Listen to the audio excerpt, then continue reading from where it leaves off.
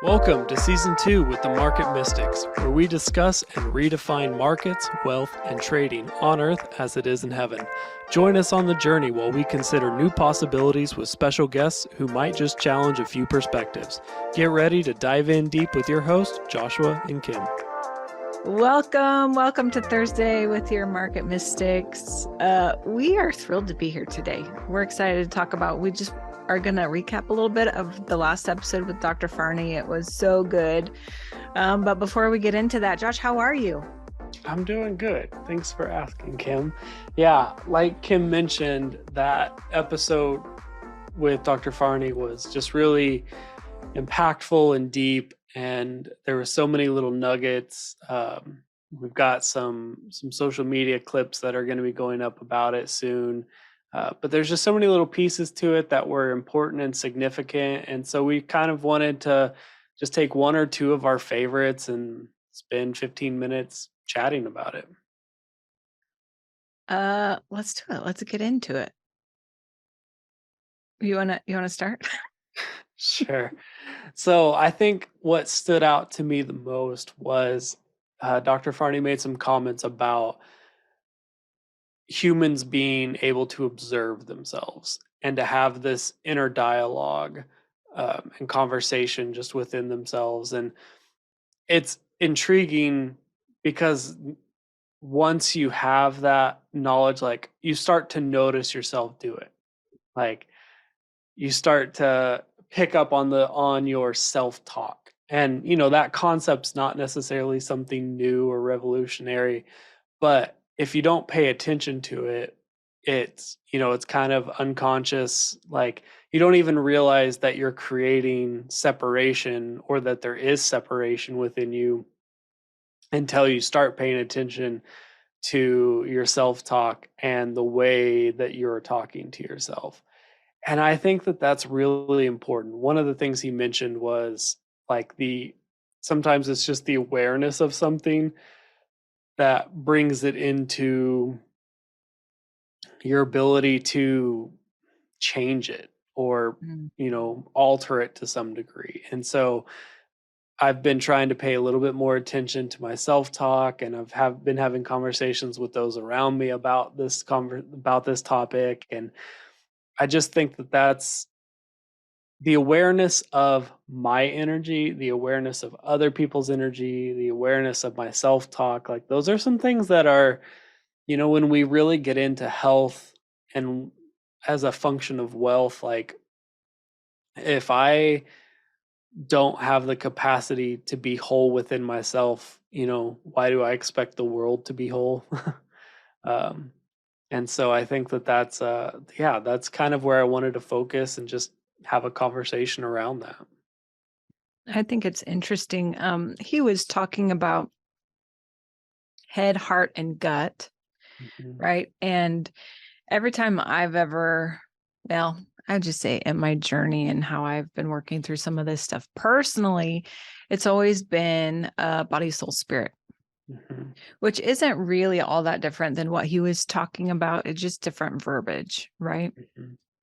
But there really is some of that. And I think I mentioned some of this. Like I went through a lot of my life rejecting a whole part of myself. So essentially like creating this separation within myself. And then I expect somehow things to work out when I'm not even wholly in anything Right. as my own being. You know what I mean? So Mhm. I think it's really important. And I love that he talked about it because I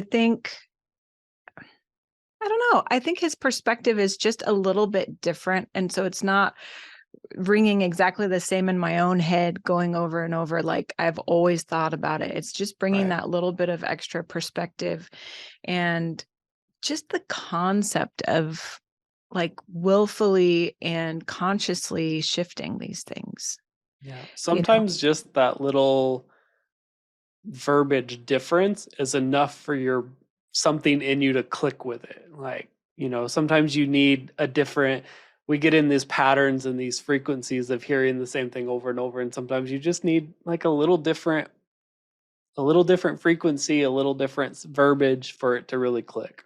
It's so true. It's like we had an episode that was about renewing your mind. Mhm. And we talked a lot about setting new neural pathways, right? Yeah. That we tend to get into these ruts. Like Mhm. we just walk the same path. It's all familiar. It's the same stuff. But it's like that little bit of shift with the verbiage or with the way that it's spoken about that can really get you out of that rut and start um, making these new pathways so Yeah. that you start making progress in Mhm. these things again, however it is that you're attempting to make some sort of progress or movement in one way or another. I appreciated his practical ways of doing some of this and Mhm. just shifting language like should, Mhm. have to, need to, those little words. Like I found myself the rest of this week really aware of this. And we even just talked about a little bit of this last week with the I am statements. Yeah. And so on top of that, I've also been really aware of the need to those obligatory statements, I suppose. Mhm. And I've heard so many people talk about this before. And it's usually in some sort of business motivational way, right? So instead of I have to go to work, I get to go to work, Right. shifting those kinds of things. Um, but I kind of like the concept of taking it out of the business aspect Mhm. and putting it just into your life. Yeah. Well, he talked a little bit about how those statements usually are driven by like shame or guilt. Like, Mhm. oh, I should have done this. I could have done this better, or, whatever it may be. And I think that's really interesting because it goes back to the awareness of the energy that you're carrying. And if you're constantly speaking in a way that's promoting shame and guilt, that's probably what's going on inside of you. Mhm. And I think that that's important to slowly come into that awareness of, oh, this is like I need to start to change the way that I'm speaking because that's going to change what what's going on inside of me, or it's a representation of what's going on inside of you. Mhm. And that gets a little bit into like he talked about the transmuting of energy and how, like, ultimately the goal would be anybody's energy can come towards me, but it gets sent back out, it gets transmuted into a higher frequency, a higher form of that, in the moment. And I don't think you can do that if you're not aware of, first of all, what's going on inside of you and what's going on or what's coming at you, what's going on inside of someone else, what they're sending out to you. If if you're not aware of, what's going on, I think especially within you. Like I think the awareness starts within you because often we're so like, well, this person made me feel this way, or um, we're quick to like shift the blame to situations and environment that caused us to feel a certain way or to act a certain way. Um, but really, it's just bouncing off of something that's already inside of us. Mhm. And so I think the awareness within us of what is going on allows us to change what's going on, how we respond to energy, how energy flows through us, how energy gets changed through us. Yes. Okay, so I have a lot that is going on in my brain about this right now, so I'm going to try to get it all out. Yeah. But I think often we have been, and I've taught on this before, and I'm just going to make a slight shift. We've talked about being like a conduit, Mhm. of things that are coming from heaven into the earth, or like of the Father's love, of his energy, of his will, these things, letting it flow into and out of us. Yeah. I think so often we get ourselves stuck, and it all has to do with self. We get ourselves stuck in this place of just being subject to the things that are thrown our way. So, whatever flows to us, we also let flow out of us, like a conduit, like a pipe would, right? Like it can go in or out and it stays in the same form. I think what he's talking about, though, and I think this is really powerful, and this is a big shift that could really change a lot of things in personal lives, in kingdom as a whole. But if Mhm. you become a transformer, so Yeah. you allow the energy to flow to you, but you control how it flows back out of you. So Mhm. you take that. If it's negative, you flip it and turn it into the energy of love, into the energy of life, into the energy of healing, whatever it is that is needed at that moment, Yeah. and being aware enough to know what's needed. So instead of letting negative energy just flow through you, it comes in, it goes out, Right. then you're not actually changing anything, right? You're not actually affecting anything in the flow. But as sons of God, it is actually part of our responsibility, and we have authority to do this, to change things into the frequencies of the Father, Mhm. right? And so I think this is where it really grabbed me, because I think we have all just allowed ourselves just to be subject to whatever comes to us for Yeah. so long.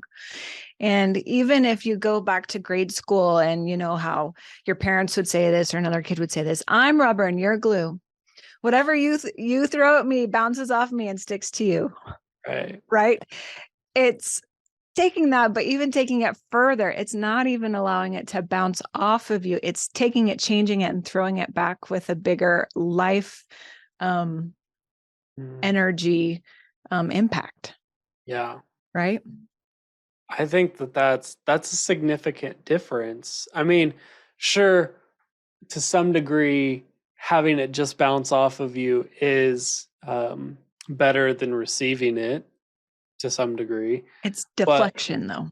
yeah, but that's what I was gonna say. To some degree, that if you develop the habit of allowing other people's energy to bounce off of you, then you're not going to receive, the energy however it is. If they're giving you love, if they're giving you affection, joy, because you're so accustomed to rejecting what's coming from other people.